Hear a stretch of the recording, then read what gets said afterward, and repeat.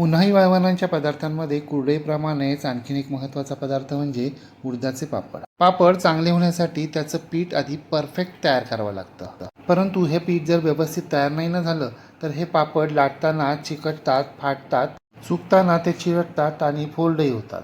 तळल्यानंतर लाल पडतात आणि खाताना दातांना चिकटतात देखील. हे सगळं टाळण्यासाठी आज आपण उडदाच्या पापडांचं पीठ तयार करण्यापासून ते पापड तळेपर्यंत सगळं काही सविस्तरपणे पाहणार आहोत.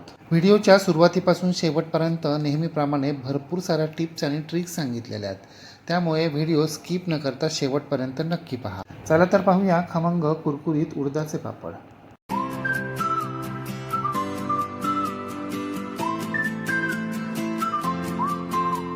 उडदाचे पापड करण्यासाठी आपल्याला 1 किलो उडदाची डाळ घ्यायची.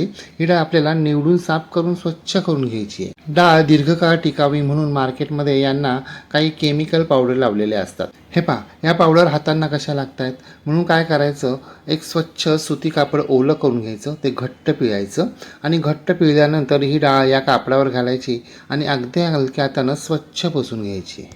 डाळ स्वच्छ पुसून घेतल्यानंतर हातांना अजिबात पावडर दिसत नाही आहे. हे पहा, हात अगदी स्वच्छ दिसतोय. आपण डाळ ओल्या कापडानं पुसून घेतली त्यामुळे आता ती थोडीशी ओलसर झाली आहे. म्हणून ही डाळ आपल्याला एखाद्या ताटात काढून घ्यायची, पसरून घ्यायची आणि तासभर मोकळ्या वाऱ्यावर ठेवायची, म्हणजे ती कोरडी होईल. डाळ पूर्णपणे कोरडी झाल्यानंतर ती आपल्याला गिरणीतून अगदी बारीक दळून आणायची आहे. हे पहा, आपण उडदाची डाळ अगदी बारीक दळून आणलेली आहे. आता यातील 1 वाटी पीठ आपल्याला बाजूला काढून ठेवायचं आहे, म्हणजे गरज पडलीच तर हे पीठ आपल्याला पापड लाटण्यासाठी उपयोगी पडेल. आणि हो, जरी आपण ही उडदाची डाळ गिरणीमधून बारीक दळून आणली असली ना तरी सुद्धा आपल्याला एकदा चाळणीच्या साह्यानं ही डाळ घरी चाळून घ्यायची आहे. म्हणजे चुकून जर या पिठामध्ये अर्धवट डाळ शिल्लक राहिली असेल ना तर ती चाळली जाईल. आता पापड करण्यासाठी आपल्याला आणखीन काय काय आणि किती किती साहित्य लागतंय ते आपण पाहूया. हे पहा, पापडाच्या साहित्याच्या प्रमाणासाठी आपण रोज पोहे आणि उपमा खाण्यासाठी जो चमचा वापरतो ना त्याच चमच्याचा आपल्याला वापर करायचा आहे. 4 सपाट भरलेले चमचे पापडखार म्हणजे 40 ग्रॅम पापडखार, 3 चमचे म्हणजे साधारण 30 ग्रॅम काळी मिरी, 2 सपाट भरलेले चमचे म्हणजे साधारण 15 ते 20 ग्रॅम इतका हिंग आणि 3 चमचे म्हणजे साधारण 30 ग्रॅम बारीक मीठ, अर्थात मिठाचं प्रमाण चवीप्रमाणे. आता हे सगळं साहित्य आपल्याला आपण या चाळून घेतलेल्या पिठामध्ये घालायचं आहे. म्हणजे हे पहा, आपण वाटीमधून चमचा भरून घेतो ना त्यावेळी चमचा असा वाटीवर टॅप करायचा, म्हणजे प्लेन सपाट असा चमचा भरला जातो आणि मग ते सगळं साहित्य यामध्ये घालायचं आहे. या प्रमाणात बरोबर आपण 4 चमचे पापडखार, 3 चमचे मीठ आणि 2 चमचे हिंग पावडर घातली. आता यामध्ये आपल्याला काळी मिरी घालायची आहे, परंतु काळी मिरी आपल्याला खलबत्त्यामध्ये हे पहा अशा पद्धतीनं बत्त्याच्या साह्यानं अर्धवट कुटून घ्यायची आणि कुटून घेतल्यानंतर चाळणीच्या साह्यानं अशा पद्धतीनं चाळून घ्यायची, गाळून घ्यायची. म्हणजे काळी मिरीची जी पावडर झालेली असते ना ती आपल्याला काढून बाजूला ठेवून द्यायची. काळी मिरी पावडर घातली तर आपले पापड काळे होतील, म्हणून आपल्याला पावडर वापरायची नाही. ही पावडर आपण नंतर कोणत्याही पदार्थांसाठी वापरू शकतो. परंतु हे पहा, अर्धवट कुटलेली जी जाड जाड काळी मिरी आहे ना ती बरोबर 2 चमचे भरली आहे, ती आता आपल्याला यामध्ये घालायची आहे. अर्थात तुम्ही काळी मिरीचं प्रमाण तुमच्या आवडीप्रमाणे कमी जास्त करू शकता. आता हे सगळे जिन्नस पिठामध्ये आपल्याला चमच्याच्या साह्यानं मिक्स करायला सुरुवात करायची आहे आणि नंतर मात्र हे सगळे जिन्नस आपल्याला हाताच्या साह्यानं व्यवस्थित मिक्स करून घ्यायचे, एकजीव करून घ्यायचे. परंतु लक्षात ठेवा, हे सगळे जिन्नस मिक्स करत असताना हे जे पीठ असतं ना ते बाहेर खूप जास्त उडतं, म्हणून अतिशय हलक्या हातानं आपल्याला हे मिक्स करायचं आहे. बरेच जण काय करतात, पीठ मळण्यासाठी जे आपण पाणी वापरणार आहोत ना त्या पाण्याला उकळी आणतात आणि त्या उकळीमध्ये हे सगळे मसाले म्हणजे हे सगळे जिन्नस घालतात आणि मग त्या पाण्यानं पीठ मळतात. परंतु या पद्धतीमध्ये काय होतं, आपण सगळे मसाले तर पाण्यामध्ये घालतो, परंतु पाण्याचं प्रमाण जर चुकून थोडं जरी जास्त झालं ना तर मग आपल्याला पीठ पातळ होत असेल तर सगळं पाणी वापरता येत नाही आणि मग साहजिकच सगळे मसाले सुद्धा वापरले जात नाही, म्हणून आपण या पद्धतीचा वापर करतोय. हे पण आपले सगळे मसाले उडीद डाळीच्या पिठामध्ये अगदी व्यवस्थित मिक्स झालेत, एकजीव झालेत. एक प्रकारे आपलं हे पापडाचं प्रीमिक्सच तयार झालंय. आता तुम्हाला हवा असेल तर लगेचच तुम्ही यापासून पीठ मळून पापड तयार करू शकता किंवा तयार झालेलं हे प्रीमिक्स एखाद्या काचेच्या बरणीमध्ये किंवा हवाबंद डब्यामध्ये भरून ठेवायचं आणि जेव्हा केव्हा आपल्याला वेळ असेल ना तेव्हा याचे पापड तयार करायला घ्यायचे. आपण मात्र लगेचच या पिठापासून पापड तयार करणार आहोत, परंतु आपण सगळं पीठ एकदम मळणार नाही आहोत, थोडं थोडं मळणार आहोत. त्यासाठी आपल्याला एकूण प्रीमिक्सपैकी 2 वाट्या प्रीमिक्स एका ताटामध्ये घ्यायचं आहे आणि हे पहा थोडं थोडं पाणी घालून आपल्याला हे पीठ मळायला सुरुवात करायची. परंतु सुरुवातीला एकदम पाणी घालायचं नाही. हे पहा अगदी थोडंसं 2 चमचे पाणी घालायचं आहे आणि ते पीठ थोडंसं मिक्स करून घ्यायचं. मिक्स झाल्यानंतर किंचितचं पीठ आपल्याला खाऊन पाहायचं आहे, म्हणजे मिठाची चव पाहायची. खारट तर नक्कीच होणार नाहीये, परंतु जर आळणी लागत असेल तर थोडं मीठ वापरायचं आहे. आपलं मीठ अगदी परफेक्ट आहे, त्यामुळे अजिबात मिठाची आवश्यकता नाहीये. आता आपण ज्या वाटीनं पीठ घेतलं होतं ना, तीच वाटी भरून आपल्याला पाणी घ्यायचं आहे आणि हळूहळू पाणी घालत घालत आपल्याला हे पीठ मळून घ्यायचं आहे. लक्षात ठेवा, आपल्याला पाणी एकदम घालायचं नाहीये.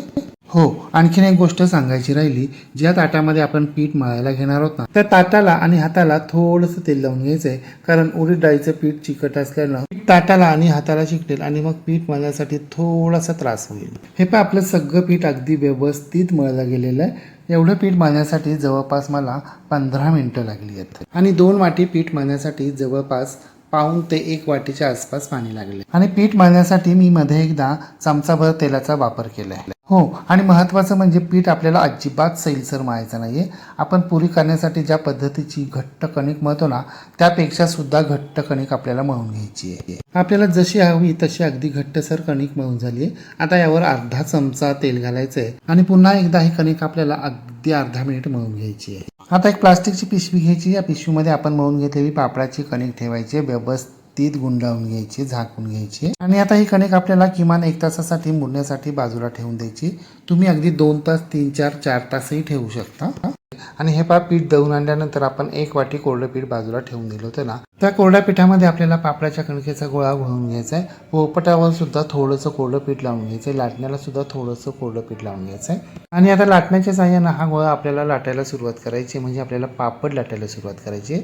पापड लाटण्यासाठी हे पहा, मी खास रेषा रेषा असलेलं पापड लाटण्यासाठी जे लाटणं असतं ना, त्याचा वापर करतोय. या विशिष्ट अशा लाटण्यानं पापडाची कणिक सरसर सरसर ताणली जाते आणि आपला पापड व्यवस्थित अगदी पटपट पटपट लाटला जातो. पापड लाटताना जर तो पोपटाला चिकटत असेल ना, तरच लाटताना पिठाचा वापर करायचा आहे. शक्यतो पिठाचा वापर करायचा नाही आहे, कारण आपण जितकं पीठ लावू ना, तितका आपला पापड तळताना लाल पडतो. आणि जर समजा जास्त पीठ लावलंच तर पापड लाटून झाल्यानंतर ते एखाद्या सुती कापडाच्या साहाय्यानं पुसून काढायचं आहे. हे पण आपला पहिला पापड लाटून झालेला आहे. आता तो हळुवारपणे पोळपाटापासून सोडून घ्यायचा, वेगळा करून घ्यायचा आहे. पाहताय ना तुम्ही आपला पापड कसा पातळ एकसारखा लाटला गेला आहे तो. आता हा लाटून झालेला पापड एखाद्या सुती कापडावर हे अशा पद्धतीने आपल्याला सुकायला ठेवायचा आहे.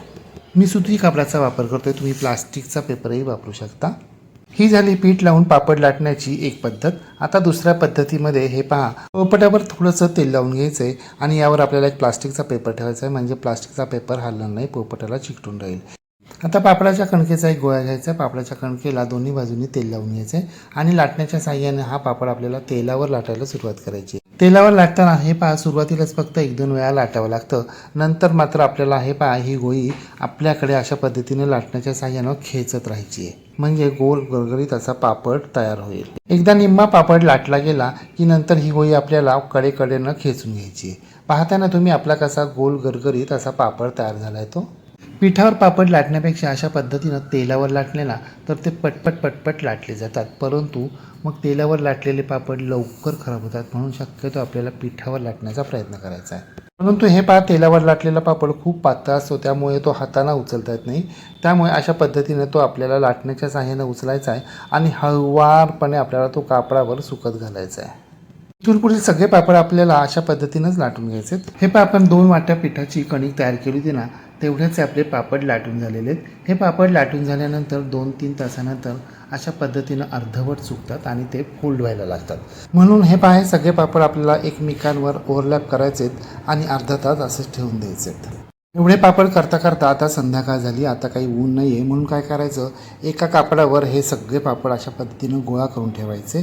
कापडानं लपेटून घ्यायचे, त्याच्यावर पोळपट अथवा ताट ठेवायचे आणि त्याच्यावर खलबत्त्यासारखी एखादी जड वस्तू ठेवायची आणि हे पापड आपल्याला रात्रभर असेच ठेवायचे. असं केल्यानं काय होईल, तर या पापडांना हवा लागणार नाही आणि जड वस्तू ठेवल्यानं ते फोल्ड होणार नाहीत. पापड हवेवर सुकून झाल्यानंतर पूर्ण सुकले असं होत नाही, त्यांना थोडंसं ऊन दाखवावंच लागतं, म्हणजे थोडा वेळ ते आपल्याला उन्हात सुकून घ्यावेच लागतात, नाहीतर मग ते वर्षभर टिकत नाहीत. त्यासाठी हे जिथे कुठे तुमच्या घरामध्ये बाल्कनीमध्ये ऊन येत असेल ना, त्या ठिकाणी हे अशा पद्धतीनं एखादं सुती कापड अंथरून त्यावर आपल्याला हे पापड सुकायला ठेवायचे. इतर उन्हाळ्याचे वाळवणाचे पदार्थ कसे आपण एकदा उन्हामध्ये ठेवले की दिवसभर ते उन्हामध्ये ठेवले तरी चालतात, तिकडे लक्ष नाही दिलं तरी चालतं. परंतु पापडाचं असं होत नाही. पापड एकदा उन्हामध्ये ठेवले ना, तर आपल्याला त्याच्याकडे वारंवार लक्ष द्यावं लागतं. पापड उन्हामध्ये ठेवल्यानंतर अगदी 10-15 मिनिटातच ते फोल्ड व्हायला लागतात. मग ते आपल्याला उलट करून घ्यायचे. पापड उन्हामध्ये अगदी कडकडीत वाळवले ना तर ते फोल्ड होतात आणि त्याचे तुकडे पडायला लागतात. म्हणजे पापड आपल्याला अगदी व्यवस्थित सुकून तर घ्यायचेत, परंतु त्याचे तुकडे पडू द्यायचे नाहीत.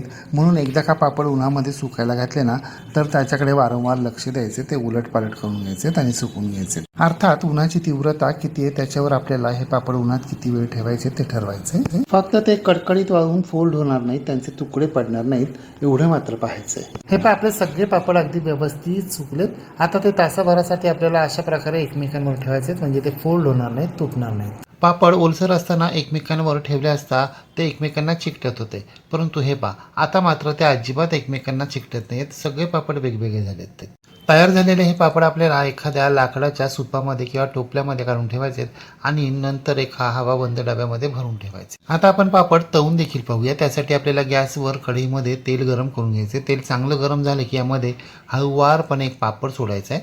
गॅसची फ्लेम आपल्याला मध्यमच ठेवायची आहे. तेल आपल्याला खूप कडकडीत गरम करायचं नाही, अन्यथा आपले पापड लाल पडतील आणि तेल जर खूप कोमट राहिलं तर मग पापड नीट तळले जाणार नाही आणि खाताना दातांना ते कचकच लागतील. पाहताय ना तुम्ही आपला पापड फुलून कसं सरकन वर येतोय आणि अजिबात लाल पडलेला नाही आहे. शिवाय पापडांवर बबल देखील आलेत. याचा अर्थ आपला पापड अगदी परफेक्ट तळला गेला आहे. मग तुम्ही सुद्धा अशा प्रकारे उडदाचे पापड करून पहा व कसे झाले ते कमेंट बॉक्समध्ये मला नक्की सांगा. रेसिपी आवडल्यास लाईक, शेअर, कमेंट करायला विसरू नका. आणि हो, तुम्ही जर अजूनही गृहविष्णू किचन चॅनलला सबस्क्राईब केलं नसेल तर प्लीज नक्की सबस्क्राईब करा. शेजारील बेल आयकॉनवर प्रेस करा, ऑल सिलेक्ट करा, म्हणजे माझ्या नवनवीन रेसिपींचे नोटिफिकेशन तुमच्या मोबाईलवर येतील. पुन्हा भेटूया अशाच एका नवीन रेसिपीसह. तोपर्यंत नमस्कार व रेसिपी शेवटपर्यंत पाहिल्याबद्दल धन्यवाद.